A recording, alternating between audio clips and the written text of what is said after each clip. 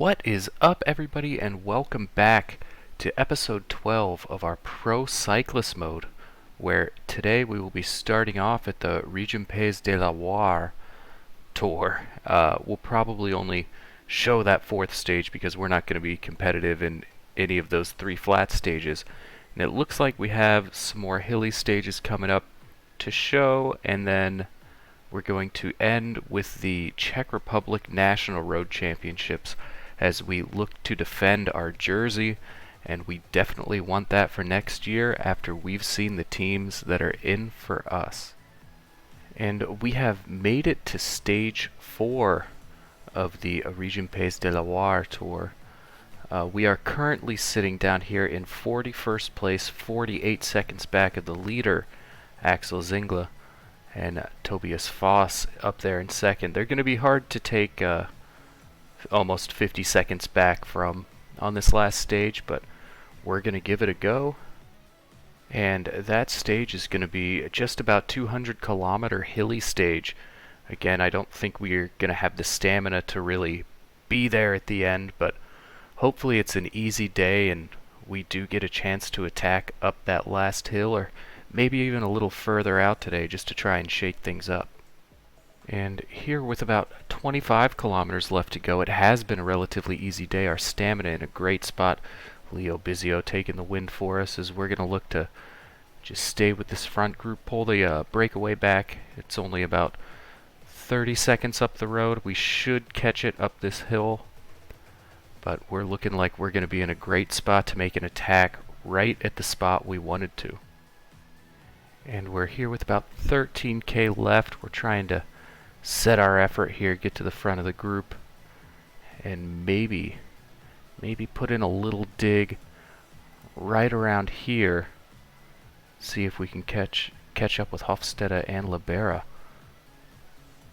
But we want to get to the front of the group, which we have, get a little space, set our effort to 86. Hofstede is going to keep going. We're not going to waste our energy there, but we want to attack up this last little hill and really put the hammer down and see if we can stick it over the top, which it looks like we're going to have about 12 seconds on the peloton. I don't know if it's going to be enough, but this downhill we really need to recover a little bit of stamina. And our little lead was short-lived as we are caught up by Tobias Foss and the rest of the front group as they look to press their advantage now with the extra stamina that they have. But we did do a very good job at recovering as we're going to look to set our effort right at the bottom of this hill and try and follow Kevin Vauquelin. But he is just dusting us up this final little kick. But we are putting some decent time into the people behind us as we're looking to stay ahead of Axel Zingler.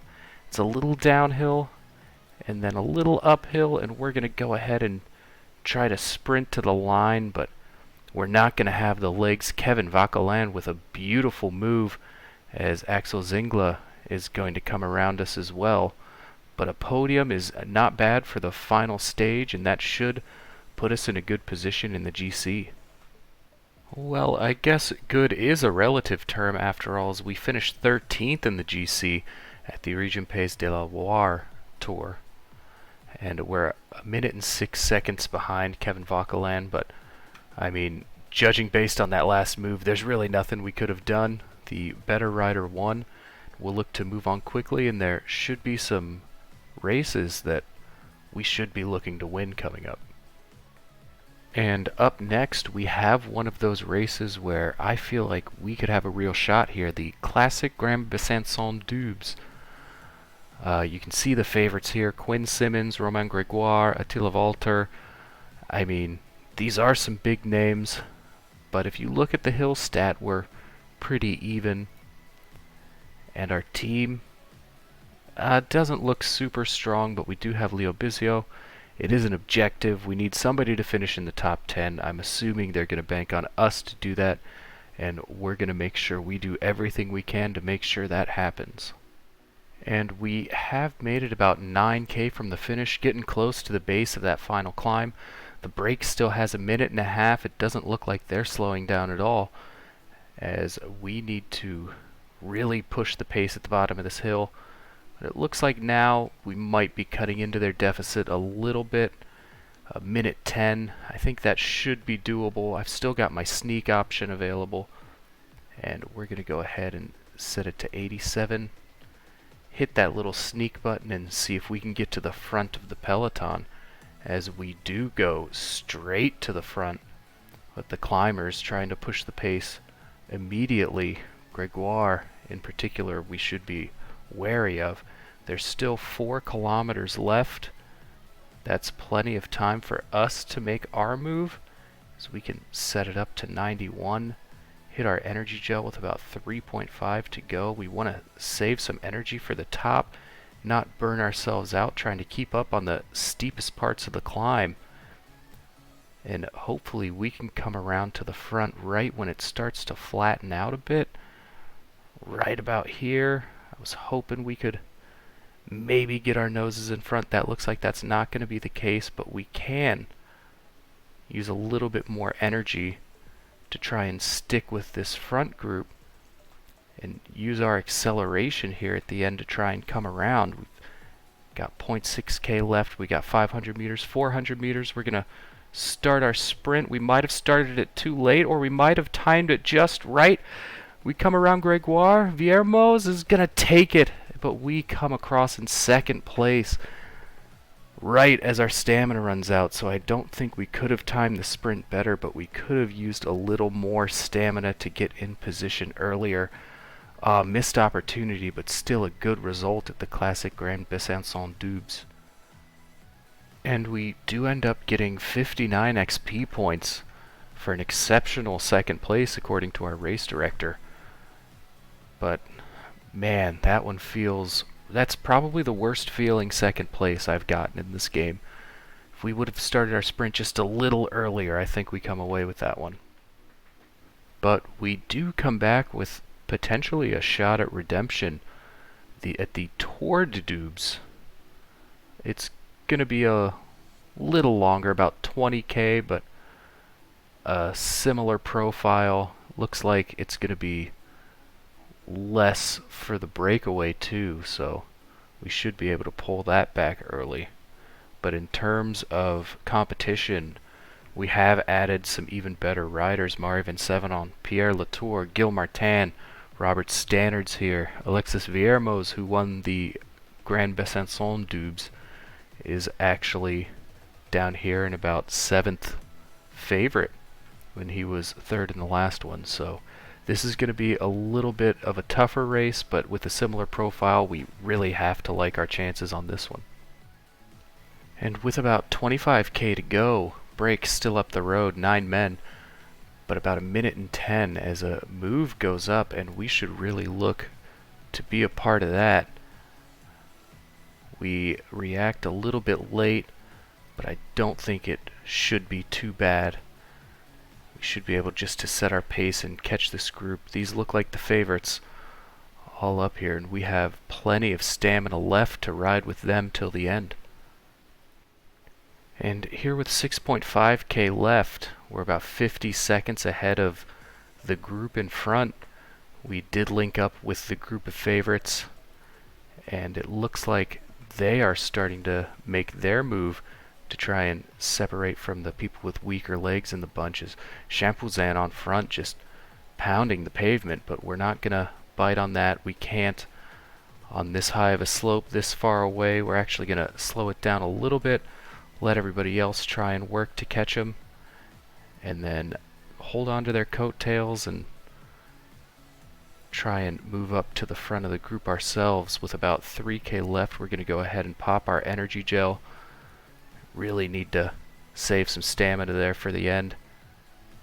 But we also don't want to get caught in the same trap we did last race, where we went just a little too late. So we're waiting for that energy gel just to pop before we can make a move. We're going to actually move it up to 92, see if we can pace even closer to the line. We're fastly running out of stamina as they try to come around, and we can pop a little sprint, but it's Dorian Godon is going to steal this one from us as well as we collect another second place here in Doubs. And it's another 51 points after that race, another exceptional evaluation from our race director. I mean, this one doesn't feel quite as bad. Dorian Godon, Mario Van Sevenant, there's some great riders in there. We got to be happy with finishing above Gil Martin in any kind of slope. So this just bodes well for our future in the upcoming couple of hill stages. And the turn of the month has come, and with it comes a rank up. We are now level 10, and we do get to improve our rider once again, and we get another skill point. So right now we have been putting a lot of our training focus into stage races and climber, because we really want to get that stamina stat up as high as we possibly can. Now unfortunately neither will take us up to 70 mountains, but stage races would get us 75 in medium mountains, and climber would do about the same. It's just, what do we want the extra stats in? Do we want an extra point in Barrador? The recovery is the same, the stamina is the same. I think the time trial could be useful, but I don't think we're ever going to be a time trialist. I think we'd rather have the point in Barrador. I don't know, this is a really tough call, but I think I'm gonna go ahead and choose stage races. The time trial can help us out in GC opportunities, and there's really no difference in the mountains, so I think even sneaking a couple seconds out of a time trial might be the difference between us coming in second or coming in 6th or 7th, so that's probably more important. And with our skill point comes another tough decision. We could go for willpower and have 4 bonuses throughout the course of the season, or we could get that aerodynamic position that could help us stay away in hilly terrain. And I think technique level 2 is probably where we're going to go ahead and put our skill point. That aerodynamic position is really useful, and that 3rd level of acrobatic descent is absolutely broken, or at least was in last year's game, so I'm assuming it's the same in this year's. But up next we have the Grand Prix du Morbihan, a 178.7 kilometer hilly stage that looks perfect for us. I mean, these little hills are what we're really going to thrive on, and I'd be surprised if we're not among the favorites, and we are 3rd favorite, actually tied with Michael Woods and Quinn Simmons. But with that little upgrade we just put in for our stats, I've gotta say I'm really expecting to win this one. And with 14k left, we have made an attack over the top. Michael Woods just kept attacking over and over, so I thought this is probably my opportunity to go, or else he's gonna slip away one of these times and I'm not gonna have a good time. So we have 9 seconds over the peloton. We're just trying to stay in front, because this right here is where they keep attacking, and there we go. We want to stick with this group and just not let them do anything too crazy until we get up on that final climb right here. And 8.7 left. I don't think we're going to try to attack. It seems like we've got the best legs in the bunch. When we attack, nobody can follow. We have an easy time closing everything down, as these guys trying to get over the top in the first place, but we're not going to let that happen, as attacks from Simmons and Ferron, Zingla go up the road. We're going to have to chase that down. We can't rely on anybody at this point. But with about 5.5 left, we're going to go ahead and pop our energy gel. Keep this pace until the final climb and see what we can do and if we can close that gap. It looks like they're playing games right now, so that's going to help us quite a bit. We're going to go ahead and also pop our aerodynamic positioning and hope we don't run out of stamina before the final here. And with 2K left, that looks like what might be worst case scenario for us is that we do run out of stamina when our legs have been so good all day. We're not going to have enough to make a final kick. We're just going to have to come in behind this group and rue another missed opportunity, as it's Alexei Lutsenko coming in just in front of Jonathan Narvaez. And we did end up coming across the line in 14th that race. Not a terrible finishing position, but when you look at some of the names in front of us, we probably should have done a little bit better. And we are here at the Tro-Bro Léon with 16K left. We still have a massive advantage to the peloton. We're up here with Kevin Vermarka, and we're gonna sit on and follow him, as we might actually have a shot to go ahead and take this one. We have 1:40, and it looks like the peloton's closing in. No, it's staying about the same. It has for about the past 10 to 15 kilometers. And Vermarka, we're going to go ahead and see how he's doing. Not great at all. So we might actually look to make a move on him, knowing our stamina is in a better place. We don't want to ride at his pace. We want to ride at ours and come across and take this on our own. We're going to go ahead and wait for this little cobble sector and attack across. We'll move our energy usage up a bit to buy a bit of space and hope we can stay away from Wout van Aert and the rest closing in behind. And here with 6K left, we're doing a great job of being able to stay away from the chasing group. Our stamina is really starting to come back. It looks like we might have this one in the bag, as with 4.5 left, we're going to go ahead and pop our energy gel. And we have 29 seconds to Kevin Vermarka, who's alone behind us, so we can move our energy usage up because we are in such a good spot. And this is looking like it's going to be our first 1.Pro win. I did not expect anything to come out of this race just because it's so flat, and we are not a flat rider. So I'll show you the stage profile afterwards, but with 1K left, we're going to go ahead and pop our sprint, and there is no shot we are getting caught right here. As we come across the line, we can celebrate and take the victory almost a minute ahead of Kevin Vermarka.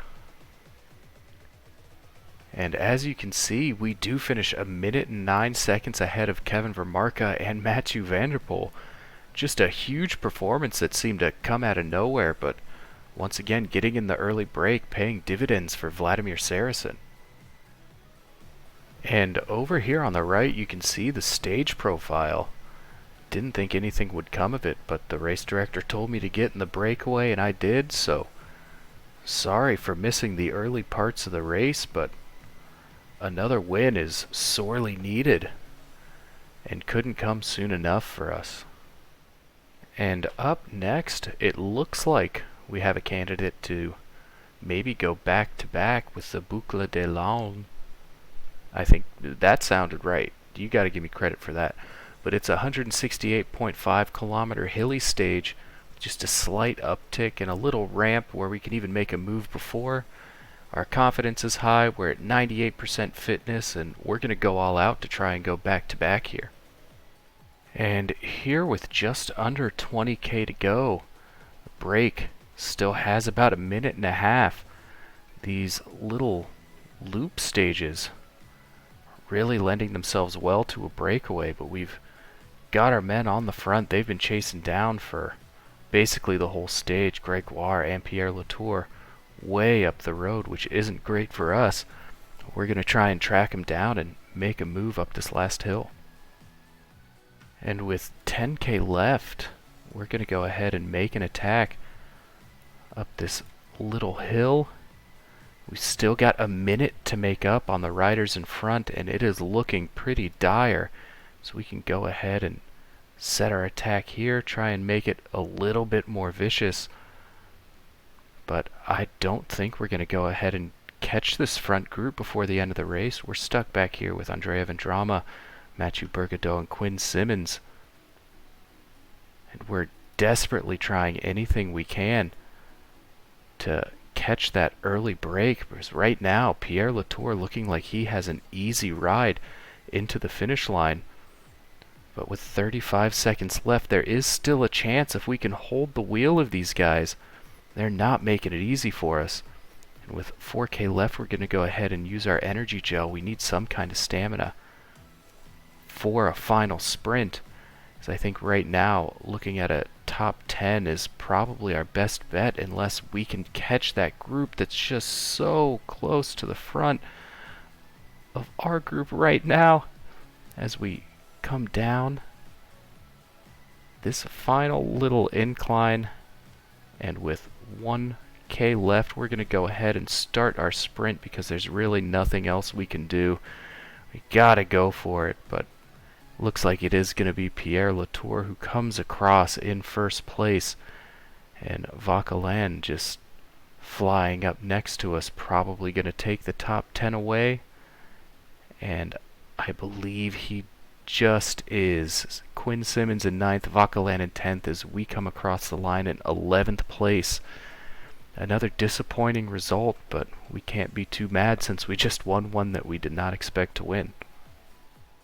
And for our last race of the episode, as promised, the Czech Republic National Championships.